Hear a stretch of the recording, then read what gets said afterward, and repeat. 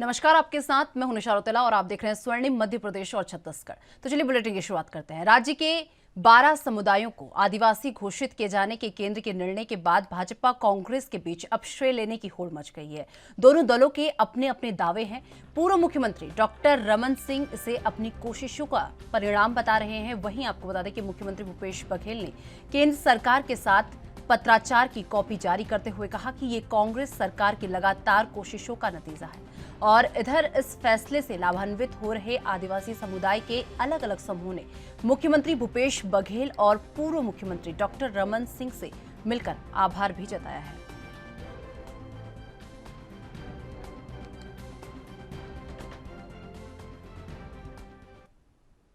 मध्य प्रदेश के श्योपुर जिले में स्थित कूनो नेशनल पार्क में जल्द ही देशवासियों को अफ्रीकी चीतों का दीदार करने को मिल सकता है। आपको बता दें, इस पर मध्य प्रदेश के मुख्यमंत्री शिवराज सिंह चौहान ने कहा कि हमने 20 साल पहले कूनो को तैयार किया था कि यहां वन्य जीवन पनपेगा और इसी के लिए कई गांव भी हटाए गए थे ताकि वो सुरक्षित अभ्यारण्य बन सके।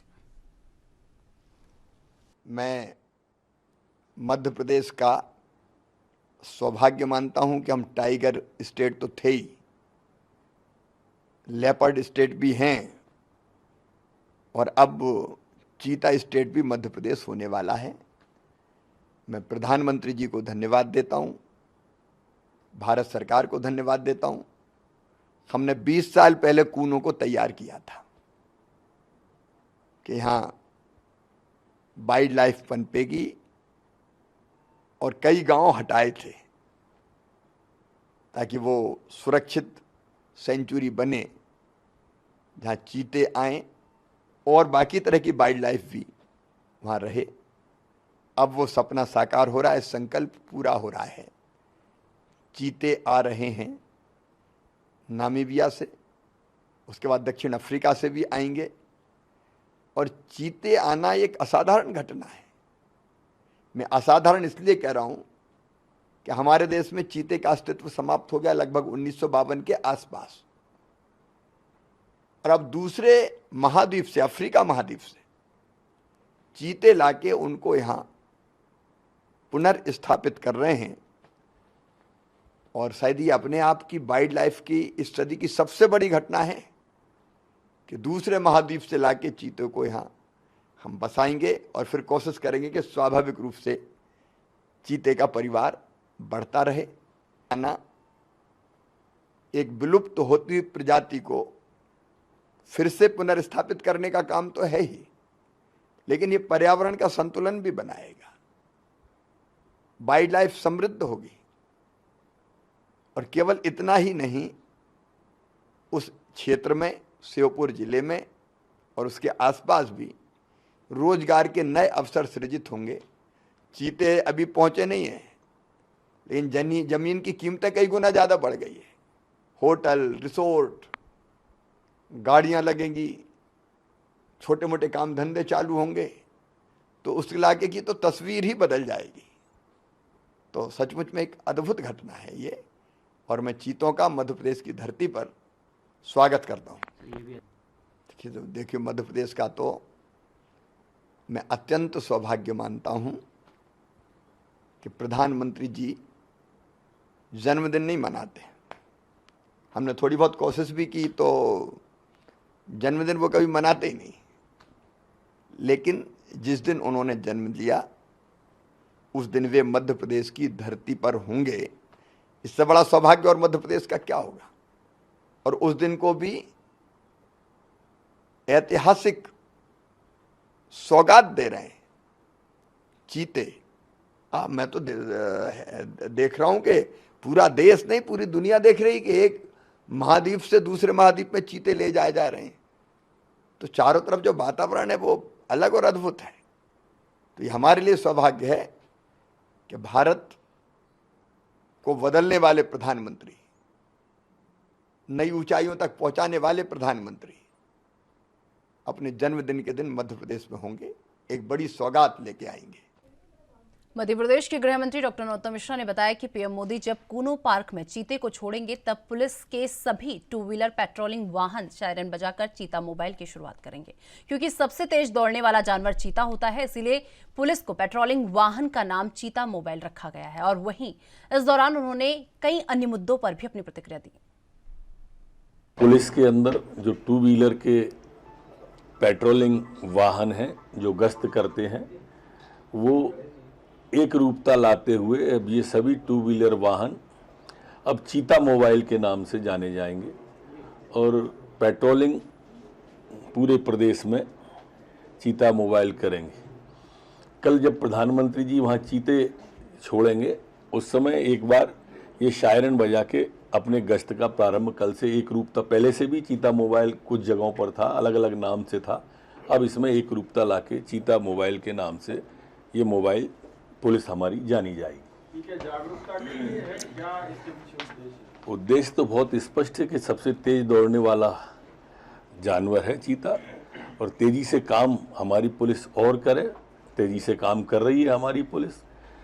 ये गति के रूप में भी जाना जाता है, हमारी गति भी तेज हो, ये सारे संकेत इस चीते में निहित हैं। दोनों के विचार बहुत मिलते जुलते हैं, राहुल गांधी जी के और इमरान खान के, और इसलिए दोनों लीडर वाले लोग हैं। वास्तव में ये अब आम आदमी पार्टी का मुखौटा उतर गया है पूरी तरह से। जिस तरह से केजरीवाल रेवड़ी बाल बन गए ना, अब कहीं मीडिया की बेइज्जती करते हैं वो, कहीं इस तरह के हमले कर रहे हैं। अब हद हो गई है। मैंने आज अब तो देश के वरिष्ठ प्रशासनिक अधिकारियों ने उनके व्यवहार की शिकायत चुनाव आयोग से की है कि किस तरह से ये केजरीवाल जी रेवड़ीवाल जी बने हैं और किस तरह से लालच और प्रलोभन एक आंगनवाड़ी कार्यकर्ताओं तक देने की कोशिश कर रहे हैं। ये देश के लिए आम गांव चौकी का एक विषय है। ये आम गांव चौकी पर जो शराब पकड़ी थी, जिसकी शराब पकड़ी थी, उसके अलावा जो इतर पूछताछ के लिए लाए गए थे, उनके साथ में इस तरह की बातचीत का विषय ध्यान में आया है। चौकी प्रभारी थी जो दीप्ति मिश्रा, उनके सहित 4 लोगों को निलंबित कर दिया गया है। नहीं, ये उसकी अलग अलग कुछ संस्थाएं हैं और ये जो चेयरमैन हैं, डायरेक्टर हैं, नजम जमाल जी, फैजान अली जी, प्राचार्य हैं जगदीश अग्रवाल जी, सैयद बिलाल जी, ये इन पर कार्रवाई कल 188 आईपीसी और 21 पास्को एक्ट में हुई है। जहाँ तक आपका दूसरा सवाल है, दूसरी संस्था जो कंगारू या किस नाम से जानी जाती है, कोई मैडम बताते हैं, उनको भी जांच के दायरे में ले लेंगे और उनके बारे में भी देखेंगे कि इसमें इस तरह की कोई दिक्कत तो नहीं है। सरकार का बुलडोजर चलेगा इस पर? इसमें बहुत सारे बच्चे पढ़ते हैं, उनके भविष्य को ध्यान में रखकर इस तरह की कार्रवाई होगी। सवाल बच्चों के भविष्य का भी है और जो इस तरह के लोग हैं जिनने साक्ष्य को छुपाने की कोशिश की, दबाने की कोशिश की घटना को, उन पर कार्रवाई होगी। तो कोई संपत्ति की जांच बड़ी निश्चित रूप से इनकी संपत्ति भी जांच के दायरे। पिछले 24 घंटे में कोरोना के 31 नए प्रकरण संपूर्ण प्रदेश में आए हैं, जबकि 39 लोग ठीक होकर अपने अपने घरों और गंतव्य की ओर स्वस्थ होकर गए हैं। 184 एक्टिव केस संपूर्ण प्रदेश में वर्तमान में बचे हैं। सैंपल कलेक्शन जो पिछले 24 घंटे में मध्य प्रदेश में हुआ है, वो 4683 लोगों का सैंपल कलेक्शन हुआ है। संक्रमण दर जो वर्तमान में मध्य प्रदेश में है वो 0.6666 है, जबकि रिकवरी की दर हमारी 98.7 स्थिर बनी हुई है। पिछले 24 घंटे में न तो कोई पुलिसकर्मी संक्रमित हुआ है, न ही वर्तमान में एक्टिव कोई पुलिसकर्मी का केस है।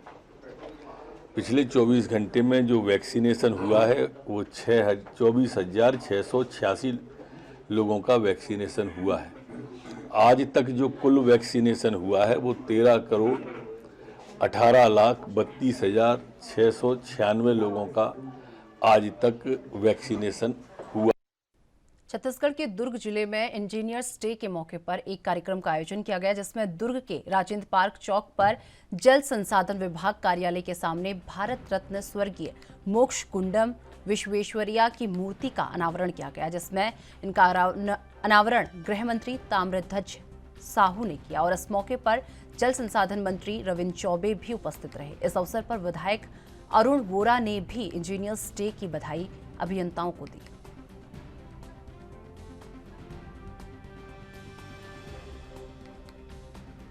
बड़े इंजीनियर रहे विश्वेश्वरैया जी।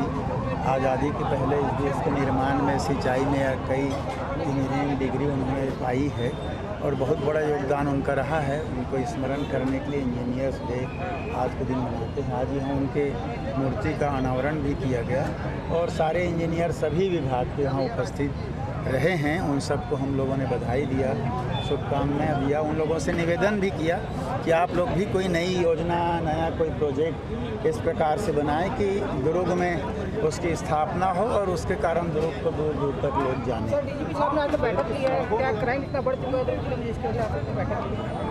बढ़ने के बाद बैठक लेते हैं ऐसा नहीं है, हमारी रूटीन प्रक्रिया है। मंथली बैठक अलग करते हैं, वीकली अलग करते हैं, अलग अलग चीज़ों में। मैं खुद भी जिलों में जाकर बैठक लेता हूँ। ये रूटीन प्रक्रिया, एसपी लोग अपना लेते रहते हैं, आईजी अलग, डीजीपी अलग, तो हमारा रूटीन प्रक्रिया है ताकि लगातार ये काम चलता रहे। दुर्ग में आज इंजीनियर्स डे पे भव्य कार्यक्रम का आयोजन किया गया। भारत रत्न विश्वेश्वरैया जी की मूर्ति का अनावरण हमारे कैबिनेट के सबसे वरिष्ठ मंत्री आदरणीय भैया श्री ताम्रध्वज साहू जी के कर कमलों से संपन्न हुआ और इंजीनियरों को आज इस अवसर पे हमने बधाई दिया और उम्मीद किया कि जिस प्रकार हम विश्वेश्वरैया जी को याद कर रहे हैं इस देश के निर्माण में उनके बड़े योगदान की, आने वाले समय में इस सृजन का सारा काम हमारे इंजीनियर साथी ही करते हैं। देश को भी उनसे उसी प्रकार की उम्मीदें हैं। इस बहुत अच्छे कार्यक्रम के लिए मैं अपने सभी इंजीनियर साथियों को अपनी बधाई देता हूँ। एमपी के उज्जैन में सांसद अनिल फिरोजिया ने बताया कि प्रधानमंत्री नरेंद्र मोदी का अक्टूबर-नवंबर में आना संभव है और नवंबर की 9 तारीख को प्रधानमंत्री नरेंद्र मोदी उज्जैन आ सकते हैं, जिसकी तैयारियों को लेकर महाकाल 1 प्रोजेक्ट का प्रथम चरण कंप्लीट हो गया है, जिसको मैंने देखा और छोटा मेंटेनेंस फर्निशिंग कार्य बचा हुआ है और जो जल्द ही पूरा हो जाएगा। मुख्यमंत्री शिवराज सिंह चौहान 19 तारीख को उज्जैन आ रहे हैं। महाकाल विस्तारीकरण प्रोजेक्ट के बारे में पूरी जानकारी लेंगे। लगभग हमारा कार्य कंप्लीट हो चुका है।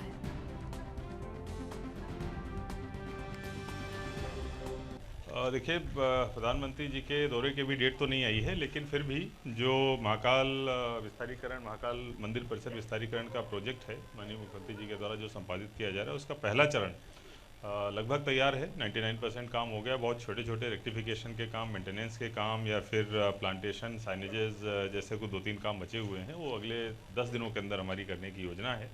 सभी काम हम लोग 25 तारीख तक कंप्लीट कर लें, जिससे कि जब कभी भी लोकार्पण की डेट आती है तो हम उसको बड़े ही भव्य तरीके से करवा सकें। सर, बुजुर्ग और वो यहाँ श्रद्धालुओं को लाने के लिए जो ई रिक्शा का प्लान है, तो देखिए, इस पूरे एरिया में जिस तरीके की शिव पुराण के जो अलग अलग चित्र उकेरे गए हैं, म्यूरल वॉल जो है, 108 शिव स्तंभ बने हुए हैं, कई सारी मूर्तियाँ हैं, कई सारी दूसरी जगह हैं, फाउंटेन्स हैं, तो मुझे उम्मीद है कि लोग देखते हुए और उनको सबको निहारते हुए यहाँ तक आएंगे। लेकिन फिर भी जो अगर ई रिक्शा का प्रयोग करना चाहता है तो उसमें जो विकलांग हैं और बुजुर्ग हैं उनके लिए पूरी तरीके से निःशुल्क रखा जाएगा और बाकी लोगों के लिए कुछ न कुछ शुल्क की व्यवस्था करेंगे, जिससे कि जो यहाँ का मेंटेनेंस और दूसरी चीज़ें हैं उनका भी ध्यान रखा जा सके।